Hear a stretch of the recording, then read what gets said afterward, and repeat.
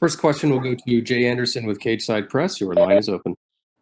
Hey, thanks very much. And Darrick, welcome back. Fight number 3. Obviously, you're a guy with a ton of experience outside the UFC, and you come in short notice last year. Wasn't your night, but you bounced back against TJ Laramie in September. I'm just curious, after all the work you put in on the regional scene, training, getting to that point, did you really feel like a UFC fighter prior to getting that first win? Man, I think I've always known I've belonged here and been in the UFC. Obviously, I didn't. I claimed.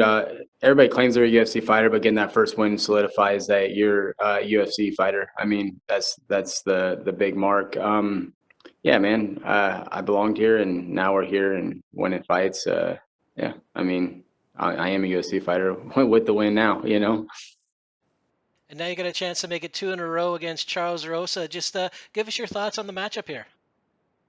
I love the matchup, man. I guess to showcase my skills, and I think that where he's strong at is where I'm strong at on the opposite side. So I think it's going to be a good match for me. And Saturday night, I get to showcase the involvement of my skills set down with James Krause and Glory MMA. And Charles predicted a knockout in this one. And guys are always confident going into fights, right? But he says you're going to find out there's levels to this sport. Do you feel he's taking you lightly at all, given all that experience that you did have? Look at my fights before I got here. I fought tougher competition before I got here than he did. He's had like 3 tough fights in the UFC. Yeah, I mean, I fought UFC caliber fights all from 2013 to now. And that's just, I mean, he can say what he wants, but he knows the truth, and he knows, he's predicted a first round knockout. He predicted a second, third round submission. He predicted that he doesn't know where it's going to go. So I don't think he's too confident in actually his skill set. So we will see what happens on Saturday night. But the fact is that I fought tougher competition to get here. I went through the grinder to get here, and he didn't. He fought a bunch of bums for his first 8 fights, and then he fought Dennis Siever for his UFC debut. When we talk about levels of this game, I went through the levels. He did not.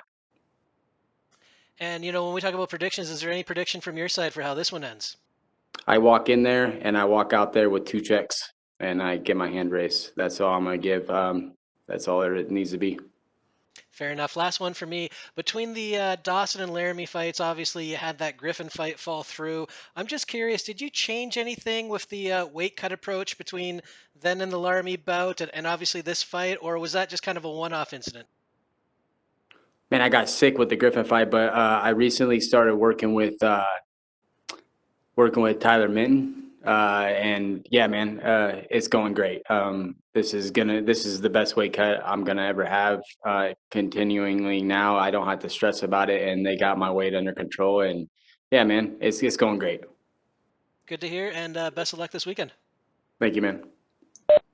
We'll go next to Damon Martin with MMAfighting.com. Your line is open. Hey, Darrick, all the talk that's leading into this fight. I mean, you're a veteran, you've been around, but does that raise the intensity a little bit when there's a little bit back and forth, like it seems like there is with Charles Rosa? Nah, man, it's all fun and games until we get in there. You can say what you want, what you will, but you gotta still fight me on Saturday night, and that's all there is to it. I'm not a big talker. I just know when somebody they have one prediction, they go to 6 or 7 others, and then they talk about how great they are. They're really lacking what it is upstairs, and Saturday night will show. He's proven to be able to take an ass whooping, and let's go. Obviously, you work with James Krause and the team down at Glory. I think James Krause is one of those kind of unheralded great coaches in our sport that doesn't put himself out there that way. But we've seen it, especially this last weekend with the Julian Marquez fight, where he said basically the exact right things you need to say to get his guy ready for that third round to go out and get that finish. Can you kind of talk about what kind of influence that James has been in your career, and what kind of coach he's been for you? James Krause is the best coach in the world. I've been to a lot of camps, and he doesn't need to talk, man. His performances and the coaching that he does says for themselves. You know what I mean? He doesn't need to go out there and tell everybody how great he is, because his guys are performing for him and he performs for himself. Like, everybody knows how good James Krause is, and the impact that he's had on my career is it showed a little bit with the TJ Laramie fight, but come Saturday night, it really is going to show the involvement that I've made down at Glory MMA with James Krause.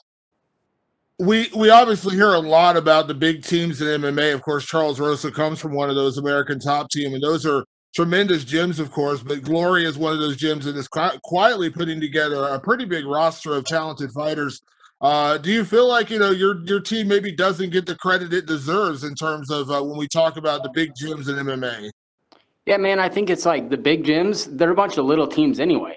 You know what I mean? It's like a bunch of little cousins, like in different little families, like we're a big family down there, and it speaks to ourselves, the talent that we're getting there. And right now I think he has 14 or 15 guys in the UFC on the roster. Eventually everybody will recognize it, and yeah, that's all there needs to be said. We go out there and we fight, and that's what shows for ourselves.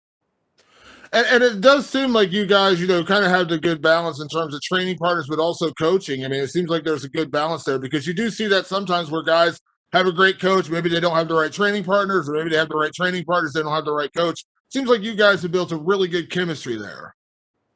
Yeah, man, it's the best camp I've ever been to, as far as like the knowledge in that room is crazy. The coaches all work together. They're not trying to balance out. That we know who runs show. James Krause runs the show. He puts us on a schedule, and we keep it.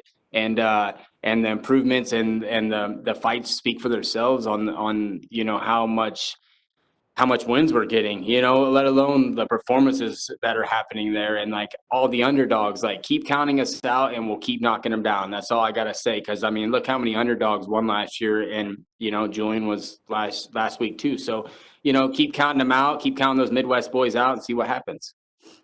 Thanks, Darrick. Appreciate it. Thank you, brother. We'll take our last questions from Cote Cruz with Ford One MMA. Your line is open. Hi, Darrick. How you doing? Good to talk to you. I'm doing great, man. How are you? I'm doing fantastic, man. Thank you for your time. How's Vegas treating you this fight week, man? Oh, it's great, man. I mean, you're stuck in a room, a couple of rooms, they kind of, went down to more lockdown situations, and that's all right. I mean, we're just kind of chilling out with the team, getting ready, hanging out with, the squad that you bring out here. So it is what it is. You cut weight, you get in, you go get the win, and yeah, it's great. The weather's a lot nicer. I mean, I left home at -18, so I like it. Yeah, it's good to have some sunny days around you, right? Yep. Well, after a bit of a sour debut against Grant Dawson, how does it feel to finally have your first UFC win? Great, man. It was just a sign of relief, man. Like that's all. The TJ Laramie fight is. It solidified everything I worked for like the last 11 years. Was not for nothing, man. My goal has always been to get the UFC and win fights from my very first amateur fight in 2010. So yeah, man, last 10 years wasn't for nothing, and now I get to showcase the improvements and how everything else. So. Well, you have a great submission game. That's no secret. Most of your finishes coming by way of a tap out. How do you feel you stack up against Charles Rosa in that regard? I mean, it's a great fight for me, man. He's good off his back a little bit. He's got good grounds, but we saw what happens when somebody that's just as that's better than him but more aggressive. What happens? We saw that with Bryce Mitchell, and not. It is what it is. I'm going to go out there and show a better case of that. So. Well, yesterday I had a conversation with James Krause where he said that he felt that you had the upper hand against your opponent this Saturday. He also said that you've made a ton of improvements on your game. Could you comment on what it's like to have James lead the team and how training at Glory MMA has added to your toolbox? Yeah, man, it's great to have the training partners and the coaches that we have down there. I've always had a skill set, and I've always been good everywhere, but James Krause is so good at putting it together. And even whether it's mental, physical, or technical, man, the dude is a genius. And, like I said, like the team is keep building, and it's building a roster, and the up and comers that people don't understand or even know yet are going to showcase their skills here come the next couple of years. So that team is real, and the performances speak for themselves. Well, Charles Rosa, just like you, has a strong BJJ game. that sometimes leads to stand-up battles. Do you feel prepared if you cancel each other out on the ground and the fight turns into a brawl? Yeah, man. I mean, I've been at this stuff a long time, and if he wants to sit there and trade, he's going to end up on his back. And like I have power in my hands, and I've. The thing is, like, I have a lot of submissions on my game, but if you go watch my fights, I usually beat people up until I get the submission. So yeah, if we keep it there, if he's able, maybe we stay there. Maybe that's my game plan. No one knows until we get on there Saturday. So I might just want to stand there and trade with him and show everybody like how good my stand up is too. So yeah, keep an eye out for that too. Well, it's a big couple of months for you and your team. Kevin Kroon, Grant Dawson, and Megan Anderson, just to name a few, have important fights soon. How important for your own preparation has been sharing the training room with them ahead of their fights?